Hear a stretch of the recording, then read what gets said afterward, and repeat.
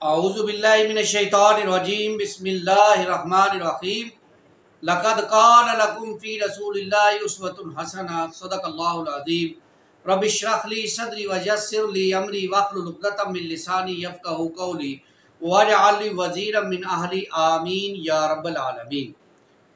نبی پاک صلی اللہ علیہ وسلم کی سیرت کا مطالعہ جاری ہے اور آج 3 ربیع الاول ہے۔ دیکھیے، آپ صلی اللہ علیہ وسلم کا امت پر ایک بہت بڑا ایثار ہے، ایک بہت بڑا قرض ہے کہ آپ صلی اللہ علیہ وسلم نے اپنی زندگی کے ہر شعبے کو قوم کی تعلیم کے لیے پبلک کر دیا،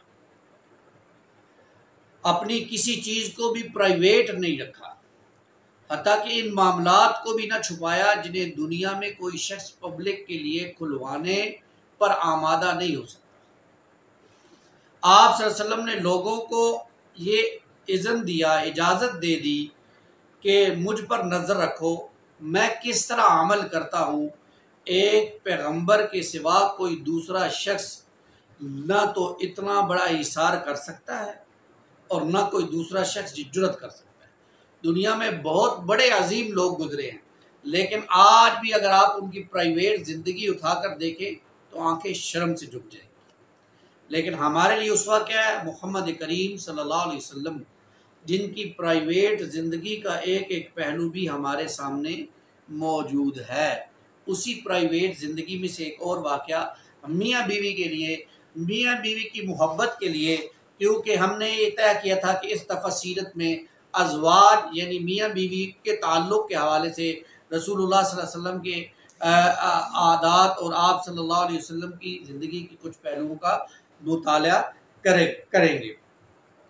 ایک مرتبہ اما عائشہ رضی اللہ تعالیٰ عنہ کے حوالے سے آتا ہے کہ اللہ کے رسول صلی اللہ علیہ وسلم گھر تشریف لائے تو آپ نے دیکھا کہ اما عائشہ ایک پیالے سے پانی پی رہی ہے، تو رسول اللہ صلی اللہ علیہ وسلم نے آواز دی، عائشہ پیالے میں تھوڑا سا پانی بچا لینا، پیالے میں تھوڑا سا پانی بچا لینا۔ اس پر اما عائشہ رضی اللہ تعالیٰ عنہ نے پیالے میں پانی بچا دیا اور رسول اللہ صلی اللہ علیہ وسلم کو دے دیا۔ آپ اندازہ کیجئے، اللہ کے رسول صلی اللہ علیہ وسلم نے پھر پوچھا، عائشہ اس پیالے میں کس جگہ پر تم نے اپنے لب یعنی اپنے ہونٹ لگا کر پانی پیا تھا؟ اما عائشہ نے فرمایا کہ یا رسول اللہ، پیالے میں جس جگہ پر بھی لگایا تھا بتایا، تو رسول اللہ صلی اللہ علیہ وسلم نے پھر اسی جگہ پر لب لگا کر پانی پیا اور اپنی بیوی کا جھوٹا پانی پیا۔ یہ آپ اندازہ کریں کہ رسول اللہ صلی اللہ علیہ وسلم کا اسوہ کتنا عظیم اسوہ ہے۔ آپ نے کبھی اپنے گھر والوں کو اپنے عہدے یا اپنی نبوت کے بارے میں تو نبی ہوں جی اور میرا تو اونچا رتبہ نہیں، بلکہ آپ اپنے گھر والوں کے ساتھ بھی ایک عام انسان کی طرح زندگی بسر کیا کرتے تھے۔ اما عائشہ یہ فرماتی تھی کہ جو ہڈی ہوتی تھی گوشت وغیرہ کے ساتھ، جو وہ جس جگہ سے میں چوسا کرتی تھی اسی جگہ سے رسول کریم صلی اللہ علیہ وسلم بھی چوس لیا کرتے تھے۔ جس جگہ میں گلاس میں یا پیالے میں پانی پیتی تھی، رسول اللہ صلی اللہ علیہ وسلم بھی اسی جگہ پر منہ رکھ کے جو ہے وہ اس کو چوستے تھے، نوش فرمایا کرتے تھے۔ یہ رسول اللہ صلی اللہ علیہ وسلم کا اسوہ ہے۔ ایک روایت میں بھی آتا ہے کہ رسول اللہ صلی اللہ علیہ وسلم جب گھر میں آتے یا آپ جب جاتے تو اپنی اہلیہ کا بوسہ لیا کرتے تھے۔ آپ ایک روایت میں آتا ہے اور یہ ابن ماجہ کی روایت ہے کہ رسول اللہ صلی اللہ علیہ وسلم نے اپنی اہلیہ کا بوسہ لیا، پھر نماز کے لیے تشریف لے گئے اور آپ نے وضو بھی دوبارہ نہیں کیا، یعنی اسی کے ساتھ۔ اسی طرح کی اور روایات ملتی ہیں، سنن ابن ماجہ ہی کی ایک روایت ملتی ہے جس میں اللہ کے رسول صلی اللہ علیہ وسلم کے بارے میں فرمایا اما عائشہ نے کہ رسول اللہ صلی اللہ علیہ وسلم اور میں ایک ہی برتن سے غسل کیا کرتے تھے۔ اسی طرح آپ صلی اللہ علیہ وسلم کے ساتھ میں دوڑ لگاتی تھی، کبھی آپ صلی اللہ علیہ وسلم جیت جایا کرتے تھے، کبھی میں جیت جایا کرتی تھی۔ اسی طرح رسول اللہ صلی اللہ علیہ وسلم کا فرمان ہے، تمہارا اپنی بیوی کے منہ میں لقمہ ڈالنا بھی صدقہ ہے۔ اللہ دسو جی، اے صدقہ مولوی نے سانو نہیں دسیا کرے کہ اپنی بیوی کے منہ میں لقمہ توڑ کر ڈالنا یہ بھی صدقہ ہے۔ پھر فرمایا آقا صلی اللہ علیہ وسلم نے یہ دنیا ساز و سامان کی جگہ ہے اور بہترین سامان نیک بیوی ہے۔ اب یہ وہ باتیں ہیں جن کو سیرت میں آج کل بیان ہی کوئی نہیں کرتا۔ بڑی بڑی تقریریں ہوں گی، بڑی بڑی لچھے دار باتیں ہوں گی ہیں۔ مجھے وہ ایک واقعہ یاد آ جاتا ہے، لاہور میں ایک جگہ پر ہم نے سیرت کا پروگرام کیا، پوری سیرت بیان کی، اس کے بعد کچھ اللہ کے رسول صلی اللہ علیہ وسلم کے چیدہ واقعات بیان کیے۔ تو مسجد کے جو مفتی صاحب تھے مسجد کے اندر، ان کو بڑا غصہ آیا کہ لوگ مسجد میں بیٹھتے نہیں ہیں، فلاں کے گھر میں پروگرام ہوتا ہے تو وہاں بہت زیادہ لوگ، یہاں تک کہ لوگ باہر گلی میں بھی کھڑے ہو کر پروگرام سن رہے کرتے تھے۔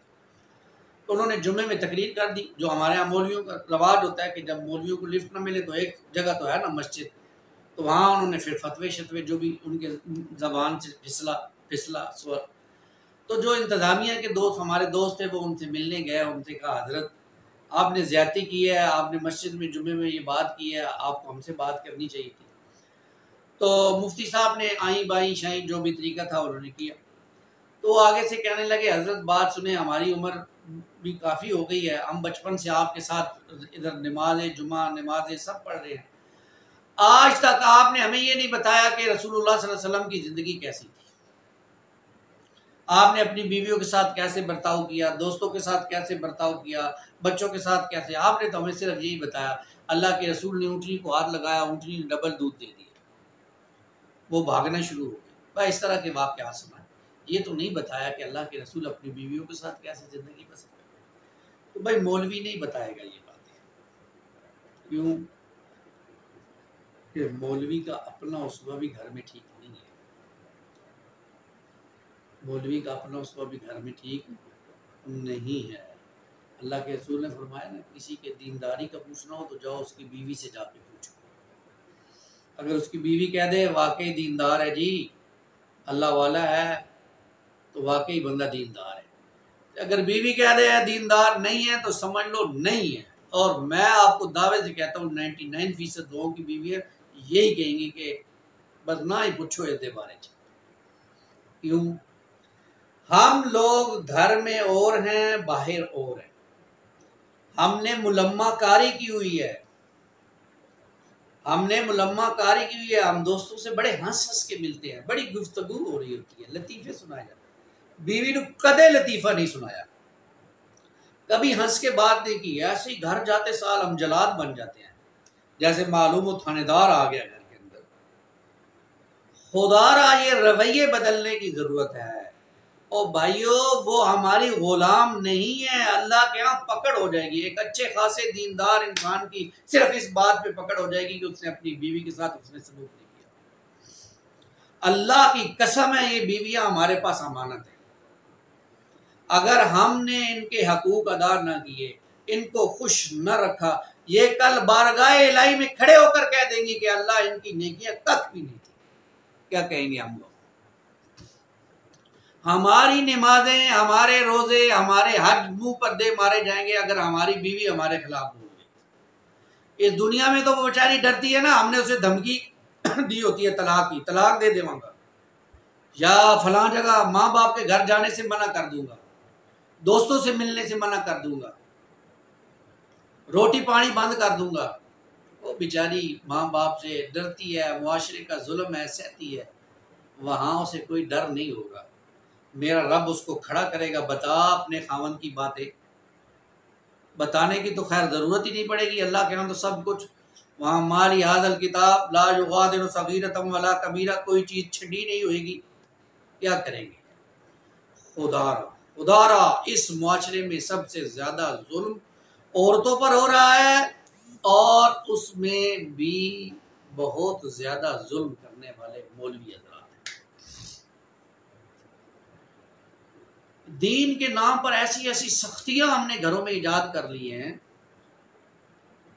کہ بیوی کو قیدی بنا کے رکھ لیا، وہ ہماری قیدی نہیں ہے، وہ ہمارے غلام نہیں ہیں، ان کا اپنا ایک تشخص ہے، اپنا ایک وجود ہے، اللہ نے ان کو ہمارا معاون بنایا ہے، تو ہمیں ان کو اپنا معاون سمجھنا چاہیے اور اپنے برابر کا انسان سمجھ کر ان سے گفتگو کرنی چاہیے۔ اس میں لہجہ قرآن کے مطابق وَإِن تَعْفُوا وَتَصْفَحُوا وَتَغْفِرُوا فَإِنَّ اللَّهَ غَفُورٌ رَحِيمٌ کی ہمارے پاس سند ہے کہ اگر وہ غلطی کر بیٹھیں، اگر وہ کوئی ایسا معاملہ کریں جو تمہیں ناپسند ہو، درگزر کرو، دیکھی اندیکھی کرو، ہر بات پر ڈانٹا نہ کرو، ہر بات پر ڈانٹا نہ کرو، ہر بات پر پوچھا بھی نہ کرو، کچھ باتیں دیکھی اندیکھی کر دیا کرو، کچھ باتوں پر معاف کر دیا کرو، کچھ باتوں کو چھوڑ دیا کرو۔ کیوں؟ فَإِنَّ اللَّهَ غَفُورٌ رَحِيمٌ، اللہ بھی تو غفور و رحیم ہے۔ تسی دن وچ کتنے بلنڈر کر دیو، اللہ کدے پکڑے ہے تانوں تے اللہ تانوں چھڑ دیندا ہے، تے اے بندیاں اگر اللہ دیاں تواڈے اللہ تعالیٰ نے ذمہ پا ہی دیتیاں نے، تے پھر خدا دا خوف کر کے ان کے ساتھ اچھا سلوک۔ یہ وہ پہلو ہیں جو نمایاں ہونے چاہیے۔ اس دفعہ سیرت، اس دفعہ رسول اللہ صلی اللہ علیہ وسلم کی زندگی کا یہ پہلو میں اور آپ اپنی زندگیوں میں لائیں گے۔ تہیہ کیجیے۔ ایک بڑے اچھے گھر کی خاتون سے میری اہلیہ کی ملاقات ہوئی، تو اس نے جو واقعات سنائے اللہ کی پناہ۔ خاوند اتنا دیندار، اتنا محنتی، اتنی نیکیاں کمانے والا، لیکن گھر جیسے ہی جاتا ہے اللہ اللہ اللہ۔ ایک اور خاتون نے بتایا کہ اس کا خاوند اس کو زنجیروں سے مارتا ہے، زنجیروں کے ساتھ مارتا ہے۔ اللہ کی پناہ، اللہ کی پناہ، اللہ کی پناہ۔ کیا جواب دیں گے اللہ کو ہم؟ کیا اللہ نے اس لیے دی تھی ایک بیوی کہ اس کو زنجیروں سے مارا جائے، جوتوں سے مارا جائے، طنزیہ جملوں سے مارا جائے، طنزوں سے مارا جائے؟